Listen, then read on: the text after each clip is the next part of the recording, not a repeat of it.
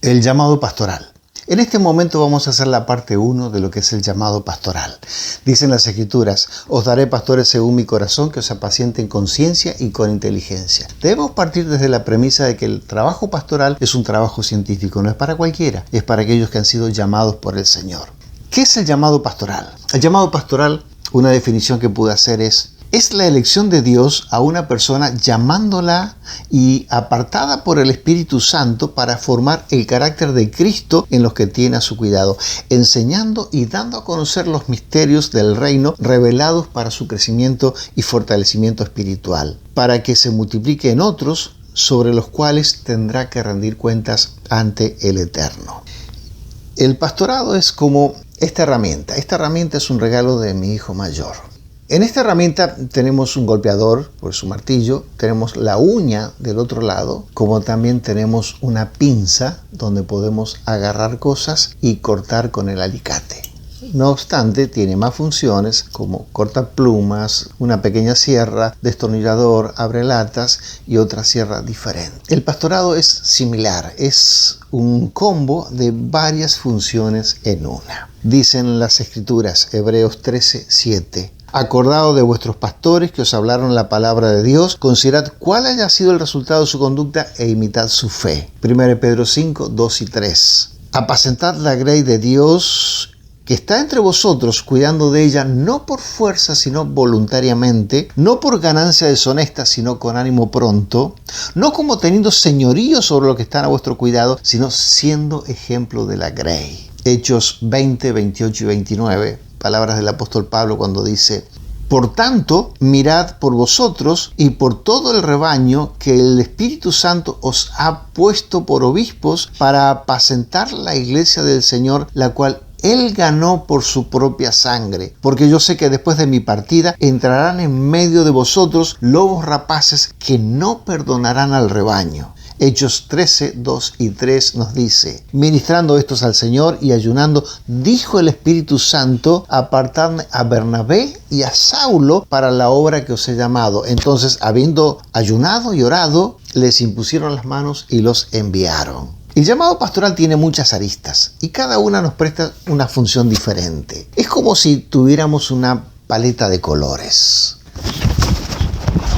Tenemos muchos colores y detrás de ellos tenemos varios matices. De la misma forma, la tarea pastoral tiene muchas formas y tiene muchas funciones diferentes. Puede haber relatos diversos, se asemeja mucho a la conversión. Ninguna conversión es igual a la otra, todas son diferentes porque el trato de Dios con nosotros es diferente, tanto en la conversión como en el llamado. Algunos quizás verán un ángel que baja del cielo y los llama, en otros quizás escuchen una voz audible, otros entran en un proceso en el cual Dios va transformando su vida y lo va llamando y ya cae casi por decantación que el Señor lo está preparando para la función pastoral. No te puedes quedar esperando que la zarza se encienda y que quede ahí encendida. Tampoco puedes quedarte esperando que vayas camino a Damasco y te venga una luz del cielo, te tire, pues pases 3 días hasta que seas recuperado. Como tampoco es lógico que esperes que venga un ángel con una tenaza, con un carbón en tus labios, como en el caso de Isaías o en el caso de Jeremías. Recuerdo un caso en el que habíamos ido a una función especial. Era un viaje de exploración misional espiritual a El Cairo, Egipto. Éramos 5 pastores y estábamos en un lugar que se llama La Citadel, que es un lugar muy particular del mundo islámico, donde ahí se libraron muchas batallas. En una de las partes está arriba y se ve hacia abajo toda la ciudad del Cairo, y estábamos ahí los 5 y de repente vemos que suceden cosas raras. En medio de nosotros nadie se atrevía a decir nada ni a preguntar nada. Dios estaba tratando con una de las personas. De los 5 que estábamos, Dios trató con uno, que finalmente después quedó como misionero en el lugar. Esto no significa que Dios llamó a los 5. Estábamos los 5, pero Dios llamó a uno solo a la función en ese lugar. Era un lapso tan sagrado que ni siquiera nos atrevíamos ni a levantar los ojos ni a preguntar qué era lo que estaba pasando, porque Dios estaba teniendo un trato muy especial con una de las personas. Hay casos de llamados donde vemos el trato de Dios sobre ellos en forma diferente, con muchos vértices. Dios es soberano. Vemos ejemplos en las Escrituras donde podemos ver a un Moisés, Isaías, a un Ezequiel, a un Amós, a un Jeremías, a un Pedro, a un Pablo, a un Mateo, como Dios los llama de formas diferentes para la misma función del engrandecimiento del reino de Dios. Hay también voluntarios. Vemos llamados, hay personas voluntarias. Y no está mal, pero no han sido llamadas. Por ejemplo, nos encontramos con el caso de Jesús cuando sana al endemoniado gadareno. El endemoniado gadareno estaba tan contento, tan feliz, porque el Señor lo había librado de esa situación demoníaca en su vida, que él quiso ir en la misma barca con el Señor, y el Señor no se lo permitió. Dice Marcos 5, del 18 al 20. Al entrar él en la barca, el que había estado endemoniado le rogaba que le dejase estar con él. Mas Jesús no se lo permitió, sino que le dijo: vete a tu casa, a tu oikos, a los tuyos, y cuéntales cuán grandes cosas ha hecho el Señor contigo y cómo ha tenido misericordia de ti. Y fue y comenzó a publicar en Decápolis cuán grandes cosas había hecho Jesús con él, y todos se maravillaban. Quizás después lo llamó, pero hasta ese momento no era el momento, todavía no estaba preparado para esa función. Dios va preparando a las personas a su tiempo. Podría encuadrar aquí aquellos que cumplen funciones de emergencia en las iglesias, y a mí me ha pasado sin ser pastor, donde he tenido que cumplir funciones pastorales por la ausencia pastoral. Yo me crié prácticamente en mi juventud sin pastores, entonces tuve que cumplir funciones pastorales en muchos momentos donde no tenía la menor idea de lo que tenía que hacer, pero Dios nos utilizaba a las personas que estábamos dispuestas para poder hacer la función que teníamos que hacer. Desde el vamos, dice la palabra de Dios en 1 Timoteo 3:1, si alguno anhela obispado, buena obra desea. Desde el vamos tenemos que anhelar esa tarea. También vemos el llamado de Isaías, cuando responde diciendo: después oí una voz del Señor que decía: ¿a quién enviaré y quién irá por nosotros? Entonces respondí yo: heme aquí, envíame a mí. Ese heme aquí, envíame a mí es una frase que significa: Señor, aquí estoy dispuesto, mándame donde quieras.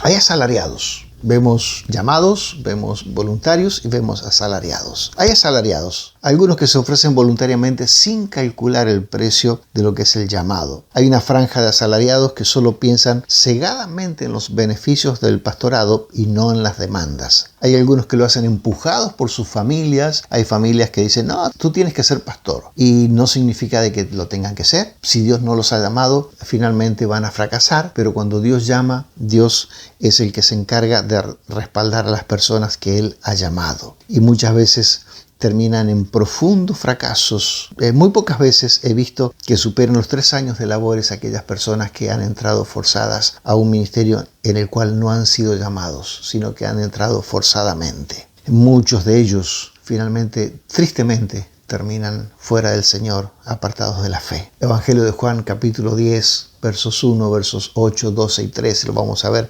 detenidamente. De cierto os digo que el que no entra por la puerta en el redil de las ovejas, sino que sube por otra parte, es ladrón y salteador. Verso 8, todos los que antes de mí vinieron, ladrones son y salteadores, pero no los oyeron las ovejas. 12 y 13, mas el asalariado y que no es el pastor, de quien no son propias las ovejas, ve venir al lobo y las deja a las ovejas y huye, y el lobo arrebata a las ovejas y las dispersa. Así que el asalariado huye porque es asalariado y no le importan las ovejas. Muchas de estas cosas me hace acordar a Simón el Mago, allá por Hechos capítulo 8 del 9 al 24, cuando vemos que Simón, con sus artes mágicas, quería también comprar el don de Dios: el dinero perezca contigo. Entonces esto finalmente en la Edad Media se acuñó como una frase que se llama simonía, la compra y venta de puestos eclesiásticos. Muchas veces ocurre en el sentido de que se presta a que por ciertos acomodos se llegue a una función a la cual la persona no ha sido llamada. Finalmente terminan en mucha frustración. Tengamos cuidado de no levantar juicio y decir: esta persona ha sido llamada o esta persona no ha sido llamada. No hagamos un juicio a prima facie.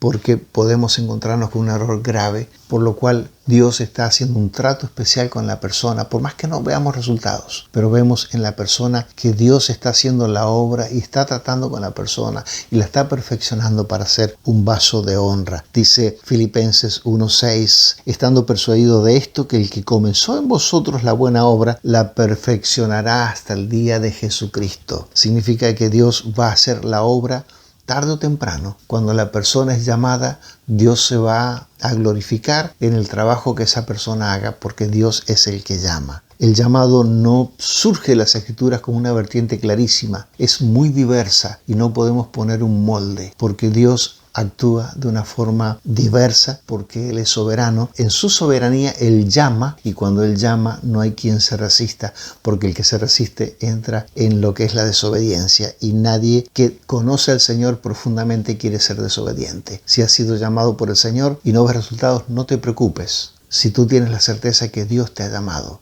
aunque en algunos momentos haya alguna nube de duda en ti, tranquilo. Espera en Dios, porque Él finalmente va a ser glorificado en el trabajo que tú hagas, porque aquel que llamó es el que respalda. Recuerda esto, quien llamó, respalda. Y si Él llamó, te va a respaldar y Dios va a ser glorificado en el trabajo que hagas. No te canses, espera en el Señor. Dios te bendiga mucho.